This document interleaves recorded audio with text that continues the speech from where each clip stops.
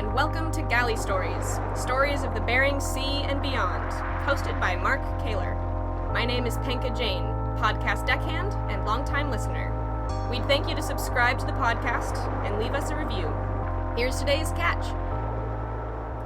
Hello guys, welcome back to another installment of Galley Stories, stories of the Bering Sea and beyond. I, again, am your host, Mark Casto.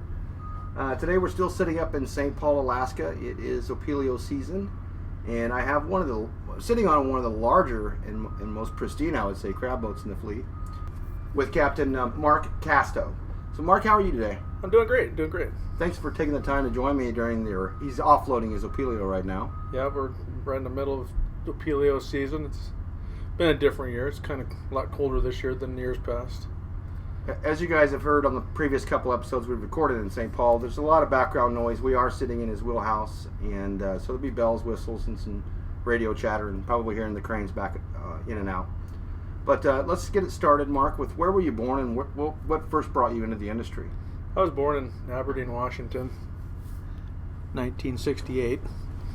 My father was a commercial fisherman out of Westport, Dungeness fisherman and stuff, and he used to bring us out on the boats, and all of us, me and my brothers, sister, we all liked this. It was fun. I'm like, yeah, I could do this for a living. What was your first commercial fishing experience? I'm going out with him. Went out in Westport. Didn't do a lot, just kind of hung out and went and watched, and then he bought the Westward Wind in 1978-ish, I guess. And so I spent lots of summers flying up to Dutch Harbor, and we'd do Norton Sound red crab and go from there to St. Matthew blue crab, and then it was time to go home and go to school. We just, on a previous episode here, probably the one right before this one, we interviewed Red Perry, and he spoke of the Westward Wind. Yep. Called it a Cadillac. Yeah, that was my dad's first Bering Sea crabber. It was my first crab boat I worked on. It was my first crab boat that I was captain of in 1990, I guess, 91, 90. And yeah, it's a great boat. Mm-hmm. Yeah, so being raised in the industry, I imagine your dad, as most fishermen's fathers, didn't quite pay him a fair wage initially anyway. No, I got $500 my first summer. Mm-hmm. So, but I learned work ethic, and it was fun. We were good with us. It was fun. I truly enjoyed my summers up here. So, yeah, it was like the patience that he that he had to bring us all up there, and it's pretty crazy because being a father and bringing my sons up. I have a gillnetter in Bristol Bay, and man, the patience that he had to have us on the boats was pretty crazy. So you're taking your kids up now? They both started are in college, or one is in college and one's done. But they started with you. They started in Bristol Bay with me. So what generation then are your kids? Was your father the first? Yeah. Okay. Yeah, my kids are third generation. My brother's kids are both third generation fishermen too. Mm-hmm. How old were you when you first took over the Westward Wind? 21. Wow. 20, 21, 22, 21. I got my captain's license at 21. So let's talk about the handing of the keys. When you first got the keys, how did that go down? My father was really not, he was more of an owner at Arctic Alaska at the time, so he was kind of out of that picture in Arctic Alaska.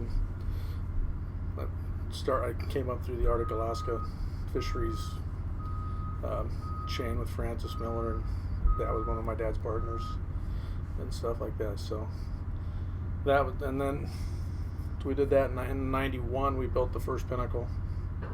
Or Dad built it. He ran it for king crab, and I ran it for snow crab that year, and that was pretty much, I took over on the Pinnacle ever since then. I still want to get the story of when you took over first time as a captain at 21. Yeah, that's How did that feel? I mean, extremely stressful. 21 years old with 27 people on there. It was crazy. We were doing bear die over Christmas. That's how new guys broke into the business, was you get the Christmas trip. Did you bring a lot of friends on? No, I had crew members that were still on there. Because I know this boat, the Pinnacle that we're on now, it seems like your newest crew member's like a decade on board or something. Yeah. So no Nope. turnover. No, these guys are great. I mean, couldn't do it without them there. Got 2 or 3 guys that are at 20 years, a couple guys at 18 years, one guy at like 15, and the newest guy, like you said, is 12 or 10 or 12, 13 years, something like that. You said the first Pinnacle, so this isn't the first Pinnacle? No, the first one we sold in 1997 to the state of Alaska, and built this one 98, and first year it fished was 1999, February of 99. So you might have already mentioned it, but my mind's scrambling a little bit. How old were you on your first crab trip? When I first, like 10 years old. Me and my brother was like 8, so if I was 10, he was 8. You think guys still do that now? No, I don't think so. Because there's not the summertime. I mean, they bring their kids tendering and stuff like that, but there's not a lot of summertime crabbing, Bering Sea summertime crabbing stuff going on anymore. Yeah, you wouldn't take them out in the conditions we're sitting in, or at least the temperatures. It's all about knowing when to say when. So, kind of like have you ever had to say when? Oh, we've quit fishing lots of times. Yeah, many times. It's like not worth it. Not worth getting somebody hurt. So it's not that big a deal, man. Just say, we can do it tomorrow. Catch them tomorrow. Yeah. Can you share what was your first truly scary experience? Down the Westford when we were fishing brown crab out west, and a guy named Craig Sandus was running the boat. There was like 6 or 7 of us deckhands on there, and we're pulling this early edition brown crab long line, and I smelled smoke, and I'm like, look up in the wheelhouse. It's a house, so you can see the whole wheelhouse. And he's sitting there, everything's fine, and keep going, and man, I smell smoke. And look up in the wheelhouse again, he's still sitting there. I'm like, man, I smell smoke. And third time I looked up there, the wheelhouse was full of smoke, and he was gone. So, shut everything down and stopped the power block, and went and grabbed fire extinguishers and ran into the house, and couldn't get very far into the house because it was black smoke in there. It was just pouring out of there. And so I went up around, and he's putting on a Scott air pack to try and go get the survival suits. And I asked him if he made a mayday call, and he said yeah. And then he told me to go up and get the life rafts. And that was back before the days we didn't train. I was like 18 years old. We didn't train, so I didn't even know how they worked, And I'm pulling on the painter line. I'm like, it's broken, man. It doesn't work. And other guys are out on deck, and I'm hollering down there. I can see down, and flames are starting to come out the back door. I'm getting kind of nervous. I'm going, this is scary. And finally, it opened up, and I kicked it down on deck. And then the next one, I just kind of lowered it down on deck it didn't blow it up. So, but anyway, so we got rescued by the Coast Guard, and so that was that was quite the experience. And we stood up on the bow and watched the windows fall out. And it was scary. Yeah, it was scarier than shit. Yeah, there's nobody driving the boat anymore. No, we still had the brown crab string in the power block, and so we were anchored up on the brown crab string. It's kind of crazy. So essentially, you just kind of sat there and watched her burn till the Coast Guard arrived. Pretty much, yeah. It was like I said, it was before any kind of training, any kind of firefighting training going on. It was back that then was 1988. So during a mayday call at that time, would that have been giving him your Latin long? I mean, or was there EPIRBs then? And I don't remember if there was EPIRBs or not. Probably, but they probably weren't the ones that were, the ones we have now that are assigned to the vessel and stuff like that. I seem to recall when I was being trained for mayday calls in the early 90s, it was three Mayday calls, Yeah. of course, and then your Latin long. It's like it still is today. Yeah, I mean, we had survival suits, and we were showing how to put them on, but it's nothing like the safety we experience today. No, yeah. Today we still have we drill once a month. We drill while we have man overboard drills. Like I'll pull a man overboard in the middle of a string at like 2 a.m. Let's see what happens. See if everybody knows what they're supposed to do. Mm-hmm. So, practice. You're a very laid-back interview. So, explain to me, or describe to our listeners, I should say, if you can, how it gets on those really long strings. How it gets in those long hours, and how. Just keep going. You just have to keep going. I don't know. The drive is. You got to finish it, man. You got to finish the trip. But if the weather's crappy, like I said, you have to know when to say when. But there's some days, and you got to just keep going. Mm-hmm. And dig deep. See how much you got in you. Just keep going, because you can look in the eyes of your crew members and you can tell how tired they are. Mm-hmm. No matter if you're, we do sleep shifts on there and we rotate. But we're still doing it 20 on and 4 off, right? That's what it's. If you were to truly work a full shift, that's what it would be. But we do a lot of rotating and double downing. We call it double downing. And so I like to I keep track of how many hours they're working in. 15 hours. 15, 16, sometimes less, sometimes more. But we try and keep it going.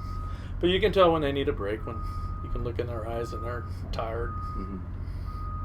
Now I'm hearing here in St. Paul, a lot of guys are fishing just out west of the island, and 4 or 5 hours away. You guys are running north. Yeah. Like a day and a half, 2 days up, right? Yeah. Or whatever it is. Yeah. Yeah, we're fishing further away than most people. Uh-huh.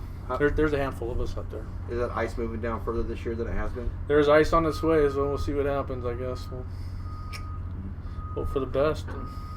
And hope for a southerly, I guess. Otherwise, we're going to get pushed out of there. So it's, the whole ice edge is at an angle, and there's guys out here, and then there's guys here, and then there's guys here. We're all in the same ballpark. Mm-hmm. The guys that are west of here, they got more time, but the guys that are more up on, the ice runs at that northwest southeast angle, and you can start lining the guys up. And so primarily your fishing career has been, it sounds like Bristol Bay. You fish Bristol Bay. Yep, I've fished Bristol Bay since 1983, I guess. Mm-hmm. And then I graduated from high school in '86 and flew to Alaska the next morning. I was on a plane at 6 a.m. Going to the westward wind? Actually, I was going to Bristol Bay. Okay. So then I went to Bristol Bay, got home from Bristol Bay for like a week, and went on the westward wind. Was my first actual big paying gig. Yeah. So what was the first big retreat for yourself? Like the first big thing you bought for yourself. That big check, that first big check. I bought a pickup truck, just like probably most of every other guy did. Yeah. I don't know. Actually, then I bought a gill netter. Oh, did you?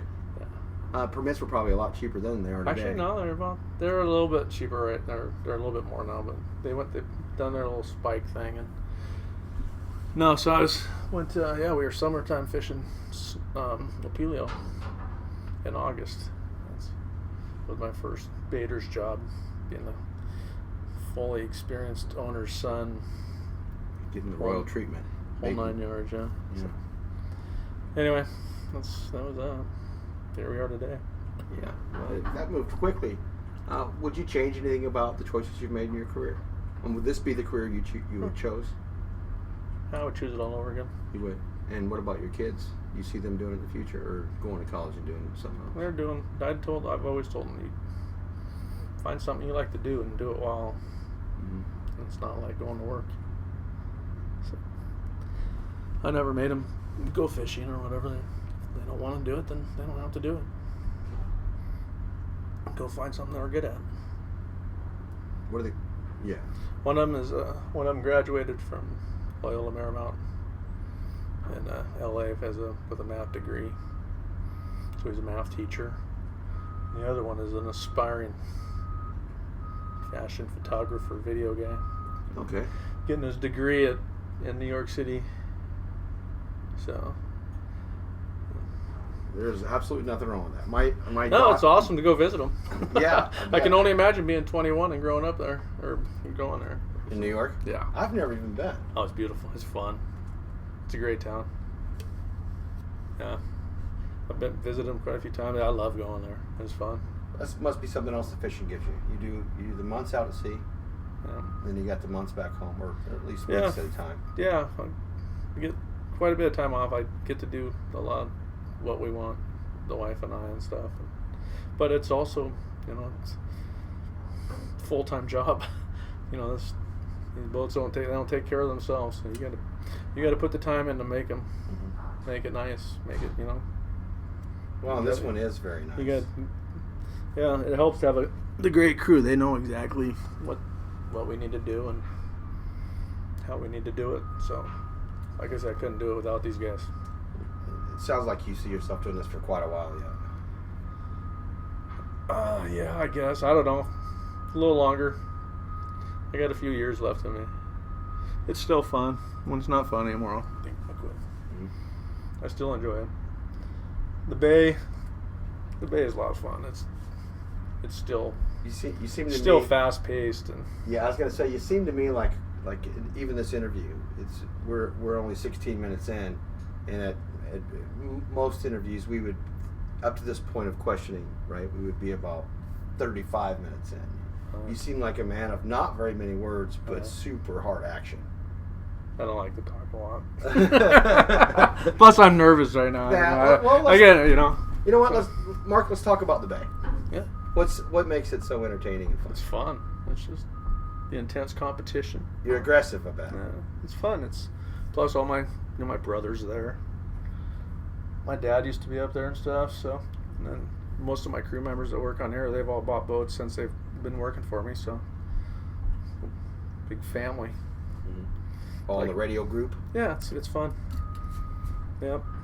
It's just intense. It's fun. It's hard to describe. You haven't been there. The learning curve is so steep too. It's like, we do okay, but there's guys that freaking kill it up there. It's like pretty intense. I think it's pretty neat to watch it happen, and the amount of fish that can come through there is just pretty crazy. You say the learning curve is steep. You mean like for a greenhorn coming on, or as a captain running the boat? No, as a captain, as a new captain, not just running the boat. It's the tides are moving so fast, and things are happening so fast, and and everything you do has a repercussion of if you tow this way, and you could end up wrapping a tender over here, or wrapping another boat on anchor, and it's just shit happens so fast that it's a little faster than. Have you had an oh shit that was fast moment in Bristol Bay you can share? Oh yeah, everybody has. Well, I mean, I've got tickets from fishing over the line that you thought the tide was done, but it it's still trickling out the other way, and you're trying to get the net in, and here comes the the skiff and fishing game skiff, and that's an oh shit. And, something breaks while you're or you make this great set at slack water, and it's it's almost too great because it takes too long to get it back in, and now you're sitting there towing for 2 hours on this set that as the tide is pushing you out, and the fishing game skiff is still sitting there waiting for you to cross that line, waiting for you to lose ground and go over the line and stuff, and just stuff like that. Well, the tide's there. I mean, some guys have mentioned it in previous episodes, but it's no joke. No, it's not. It's scary. I mean, yeah, they're moving 4, 5, 6 knots, 5 knots. It's I don't know. Like I said, the learning curve is extremely steep, and you have a favorite moment when you were fishing in the bay? Yeah. Let's go one with the bay and one with crabbing. I'd have to go with a 4-hour opener and 8 gig one. The opener before, it was just horrible. Then it was like my first opener ever of not having a fish ticket. We literally went out and did not catch a fish. And I'm like, what the heck, man? All depressed, and we're sitting there, and then the next day we're listening to waiting for a fish and game announcement to let us go fishing, and we got nothing. And I'm like, oh my God, doom and gloom season. And then the next day they give us an opener, and it's kind of sunny out, and one of my buddies, Danny Thompson, he runs out and he sees us. He goes, man, you should see these jumpers out here. And so I'm like hanging out in the river waiting, and like an hour, about half hour before the opener, this wall of fish like I've never seen before in my life comes into the Igik River. And then we had a 4-hour opener and pretty much set the net and got it pulled in like 20 minutes before it was over. It was 20 plus thousand pounds in 4 hours, yeah. So it's pretty cool. So that ranks right up there in Bristol Bay. I mean, that and just being around all the guys up there. Mm-hmm. What about crabbing? Fishing with my brother. We talk every day, and that's pretty cool. Is he out crabbing now? He's out fishing now. What boat's he on? He's on the Fierce Allegiance. Yeah, That's a monster. That's a big boat. It's a big boat. It's a big combo boat. It's a little heavy, but it's a good boat. And that. And, we've had some great trips, but we've had Sounds like it's with who you're with rather than a moment that happened. Just hanging out with these guys. Everybody's got each other's back. So good bunch of guys. Now, how long you been running this boat? That's 91. 91. This one was built in 98, so I ran the other one and then moved on to this one. Yeah. This is a beast of a boat. Yeah. What's her length? 137 by 38 feet wide by 16 feet deep. So. And very tall. Yeah, it's three 10-foot stories, so it's a big boat. It's a big little boat. Mm-hmm. Packs a lot of pots. We're stability for 310 pots, but we don't ever put that many on. We 220 max. Keep it way below, huh? Yeah, keep it safe. That's fine. That's enough. If we need more, we'll go get more, but that's enough pots for one trip. Yeah. That and the crab tanks they're like 14 feet deep, so she's a big boat. What advice would you have for young guys looking to get in the industry? Find a good boat and stick with it. Yeah, but how do they find the boat? Well, there's only a few left, so it's not that hard. Well, there really is not many, is there? Yeah, there's only like 50 or 60. I don't know. It's harder now than it probably was back in especially to climb the ladder. Mm-hmm. So yeah, I've got Eben and Mike, the engineer. He's been there 20 years, so I think he's gonna run the boat for 10 during the summer. And then I was thinking about going home for a trip this year for the first time ever, giving Eben the keys. Giving Eben the keys for a trip. So just gotta do it. Mm-hmm. It's tough to do. Well, everybody appreciates that first opportunity, right? Yep. Well, I did for sure. Yeah. Well, Mark, anything you want to add?